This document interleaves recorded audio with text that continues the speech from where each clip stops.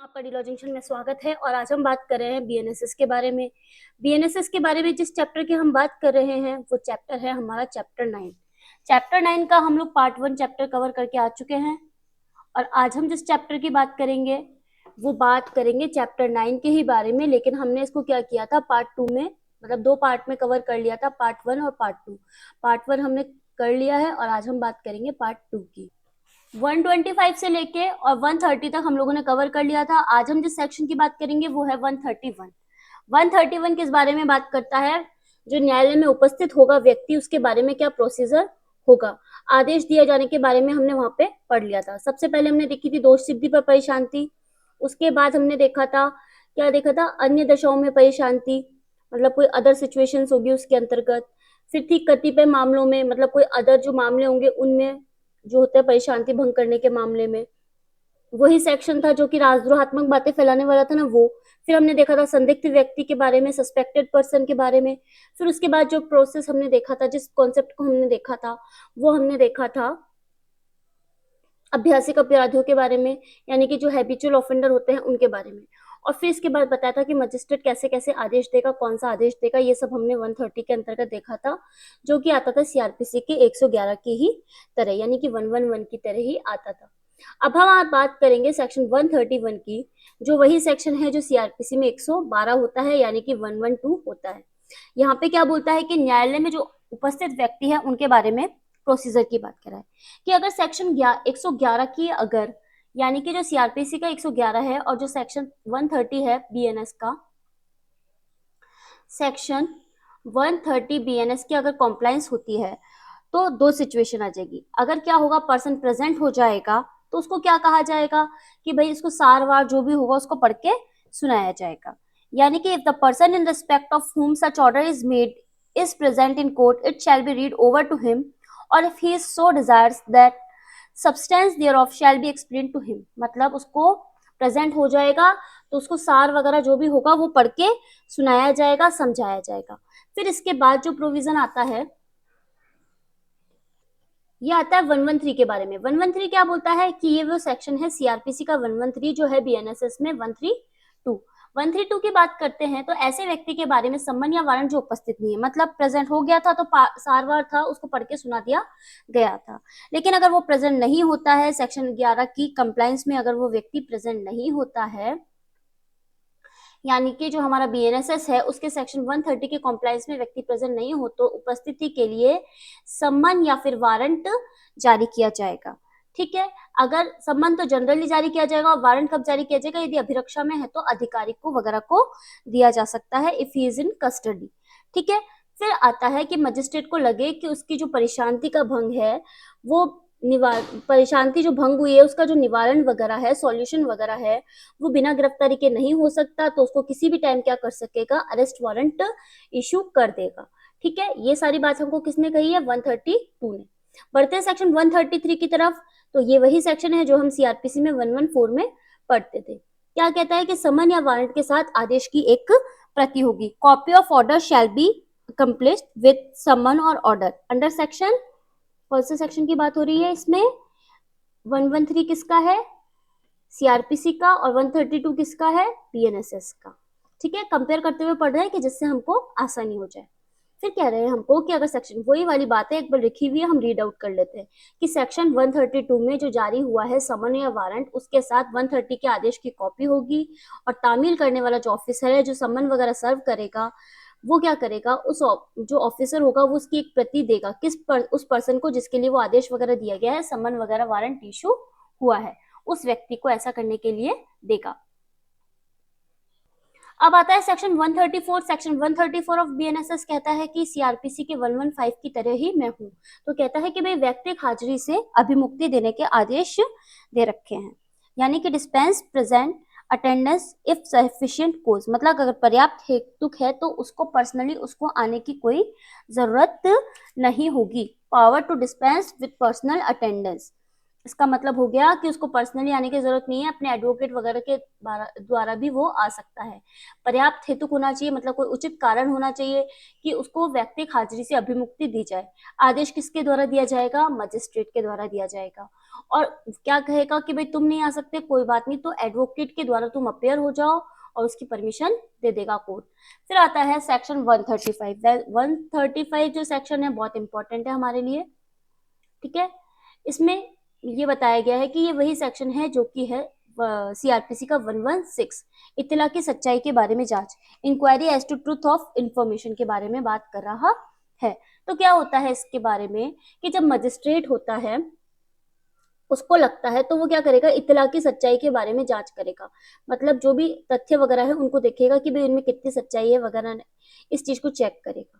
इसके लिए क्या कर सकता है, वो एक्स्ट्रा एविडेंस ले सकता है कार्रवाई के लिए। भाई प्रोसीडिंग चल रही है तो उसको लगता है कि नहीं इसके लिए और साक्ष्य की जरूरत है, तो कह सकता है कि भाई आप एक्स्ट्रा एविडेंस जमा कर लो।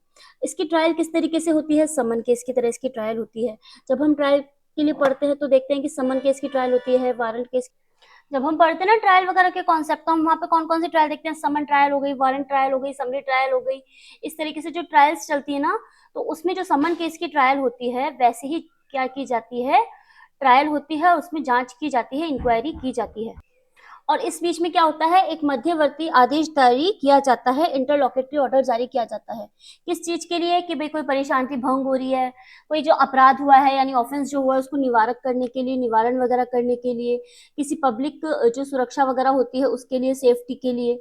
और इसके लिए क्या होता है, अगर तुरंत उपाय करने की आवश्यकता है तो अंतिम जो आदेश होता है उसको उसके लिए क्या होता है, 6 मास तक बॉन्ड भरवाया जाता है, 6 मंथ का। तो ये इंपॉर्टेंट चीज है हमारे लिए, क्योंकि डेट वगैरह जैसे कि हमेशा होता है कि डेट वगैरह हमारे लिए इंपॉर्टेंट होती है कि किसकी कैसे। ये वाली चीज भी इंपॉर्टेंट है कि इसकी ट्रायल किस तरीके से होती है, तो समन केस की तरह इसकी ट्रायल होती है, ठीक है। बात करते हैं नेक्स्ट पॉइंट की। फिर यहाँ पे आ रहा है परंतु। परंतु क्या बोल रहा है, परंतु नंबर जो 1 है वो ऐसे बोल रहा है कि ऐसे व्यक्ति जिनके विरुद्ध जो कार्रवाई है यानी प्रोसीडिंग है 127, 128 और 121 में नहीं हो रही, तो उन्हें सदाचारी होने का बॉन्ड नहीं भरना होगा। फिर बोल रहा है बंद पद की शर्तें आदि जो होंगी वो 130 से ज्यादा नहीं होगी, मतलब जो 130 के अंतर्गत बताई गई हैं उसी के अंतर्गत रहते हुए की जाएंगी। अब ये बात बोल रहा है कि अभ्यासिक अपराधी खतरनाक अपराधी है या नहीं, ये किस पे डिपेंड करता है, साधारण क्या जो ख्याति वगैरह होती है, रेपुटेशन वगैरह होती है, इसके एविडेंस के आधार पर उसको या फिर किसी अन्य तरीके से प्रूफ कर सकते हैं। मतलब कोई व्यक्ति अभ्यासिक अपराधी है या नहीं, खतरनाक अपराधी है या नहीं, वो उसकी रेपुटेशन के आधार पर, या कोई साक्ष्य प्रस्तुत किया है, या कोई अन्य तथ्य आपके पास पेश हो गया, तो उसको आधार पर तय कर सकते हैं। तो ये एक एविडेंस का रूल होता है, साक्ष्य का नियम होता है। फिर इसके बाद हम जब बात करते हैं तो संयुक्त व्यक्तियों की जांच साथ साथ या अलग अलग होगी, ये कौन तय करेगा, मजिस्ट्रेट तय करेगा। या तो अकेले ट्रायल कर सकता है या फिर अलग अलग भी कर सकता है, जैसा उसको उचित लगे। उसके बाद होता है जो जांच होती है वो 6 माह के अंदर कंप्लीट की जाएगी, और अगर ऐसी जांच कंप्लीट नहीं होती है तो वो क्या होगी, अवधि की समाप्ति पर प्रोसीडिंग जो होगी वो टर्मिनेट हो जाएगी, पर्यवसित हो जाएगी, ठीक है। फिर कह रहा है जो उपधारा 6 है ये वाली, इसके ऑर्डर को सेशन कोर्ट जो होगा व्यथित पक्षकार के आवेदन पर रद्द कर सकता है। तो ये क्वेश्चन हो सकता है कि भाई कब इस आवेदन को रद्द किया जा सकता है और कौन कर सकता है, तो सेशन कोर्ट कर सकता है, और व्यथित पक्षकार जो होता है, पीड़ित पक्षकार जो होता है उसके आवेदन पर कर सकता है, ठीक है। इसमें कितने पॉइंट है, 7 पॉइंट है। अब हम हमारे नेक्स्ट पॉइंट की तरफ बढ़ेंगे। जो अभी हम पढ़ के आए थे 135 के अंतर्गत, जो इतला की जांच पढ़ के आए थे, वो वही सेक्शन था जो आईपीसी का था 116, ठीक है। तो अगर लगता है आईपीसी के जो 116 है और जो हमारा बीएनएसएस का 135 है, उसकी जांच के बाद ये तय किया जाता है कि भाई 117 अप्लाई होगा या नहीं होगा, यानी कि 117 अप्लाई होगा सीआरपीसी का, या फिर बीएनएसएस का 136 अप्लाई होगा, या फिर 137 में बीएनएसएस अप्लाई होगा। तो क्या होता है इसके अंतर्गत, अगर सेक्शन जो हमारा 135 था उसकी जांच में सिक्योरिटी की आवश्यकता वगैरह नहीं होती है, ठीक है। इसके अंतर्गत क्या होता है कि भाई प्रतिभूति देने का आदेश दिया जाता है 136 के अंतर्गत।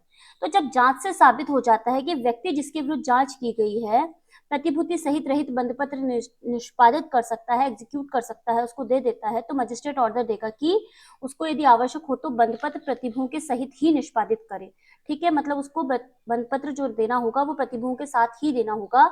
यदि जांच जिसकी की जा रही है वह बालक हो तो प्रतिभूओं के सहित ही देगा, अगर वो बालक होगा तो भी उसको क्या करना पड़ेगा, प्रतिभूओं के साथ ही बंधपत्र निष्पादित करना होगा।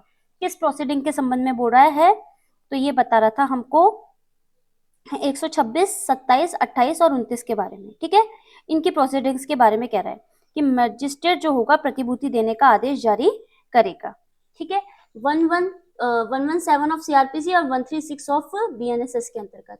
और जब उसको लगता है कि भाई ऐसा कुछ भी प्रूफ नहीं हो रहा, तो वो 137 बीएनएसएस और सीआरपीसी का 118 इसके अंतर्गत उसका उन्मोचन कर देगा। यदि जांच में कुछ भी प्रूव नहीं होता तो मजिस्ट्रेट के द्वारा उसका उन्मोचन कर दिया जाएगा, डिस्चार्ज कर दिया जाएगा।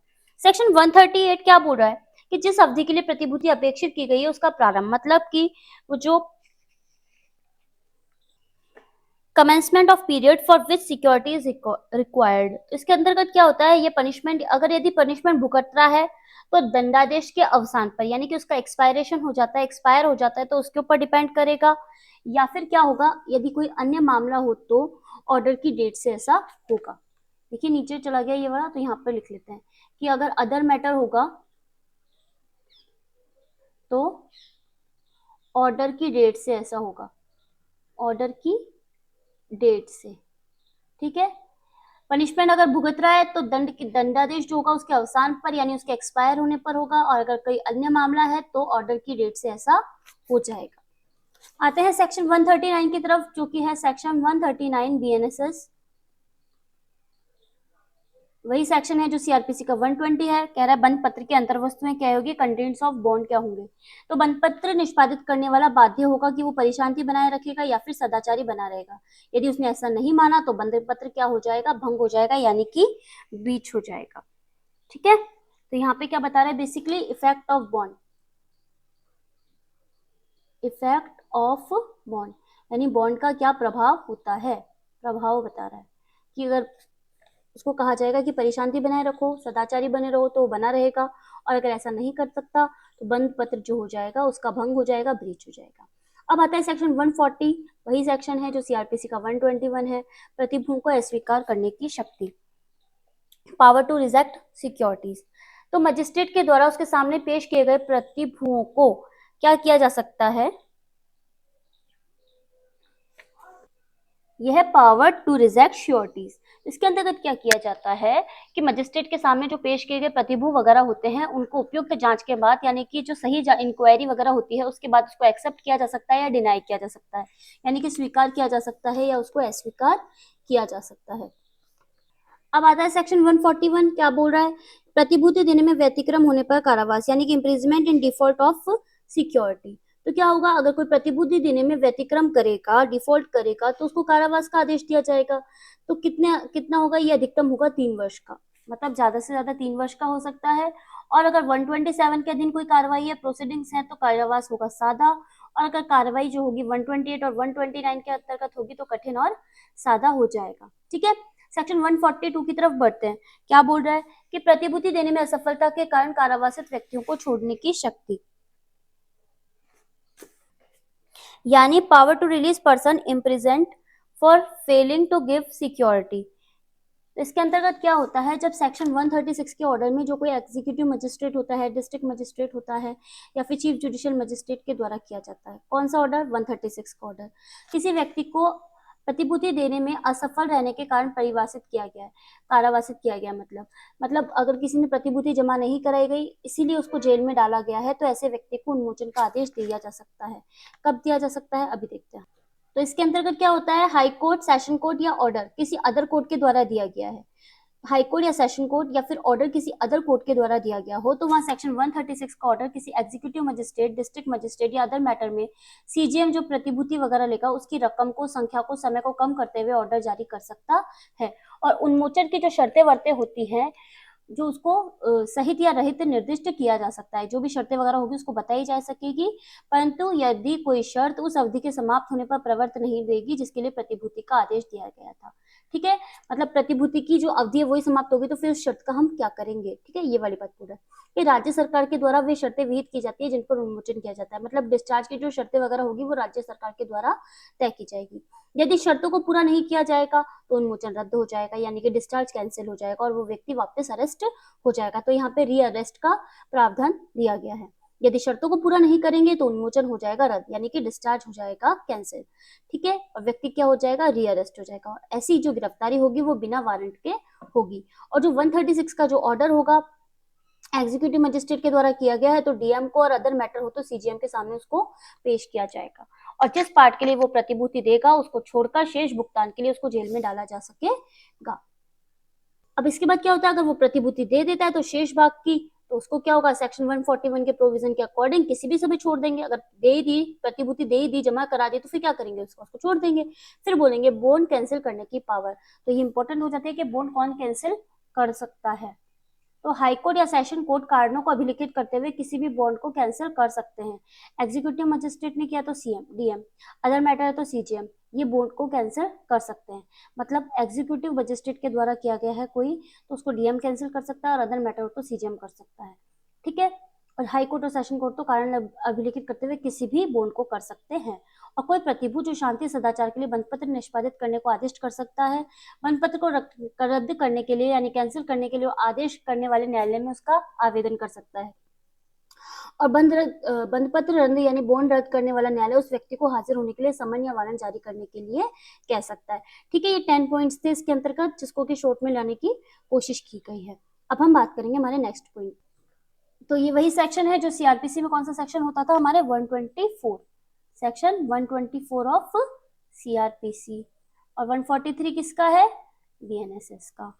तो बंधपत्र के शेष अवधि के लिए प्रतिभूति, security for unexpired period of bond. तो क्या होता है, जिस व्यक्ति को हाजिरी के लिए सम्मन या वारंट जारी किया गया है, मजिस्ट्रेट या कोर्ट के सामने अगर वो हाजिर होता है, तो मजिस्ट्रेट ऐसे बॉन्ड को कैंसिल कर देगा और उसको कहेगा कि भाई तुम नई प्रतिभूति पेश करो। जो ऑर्डर 139, 142 की धाराओं के लिए, मतलब 139 से 142 की धाराओं के लिए है, वही क्या होगा, 125 से 136 के अधीन दिया गया ऑर्डर समझा जाएगा। ठीक है, इसमें इतनी कोई डिटेल की बात नहीं है, बस यहाँ पे आप देख लीजिए, ये वाला पॉइंट हमारे लिए इंपॉर्टेंट हो जाता है कि मजिस्ट्रेट कैसे नई बॉन्ड को कैंसिल करेगा और नई प्रतिभूति देने के लिए उसको किस तरीके से कहेगा।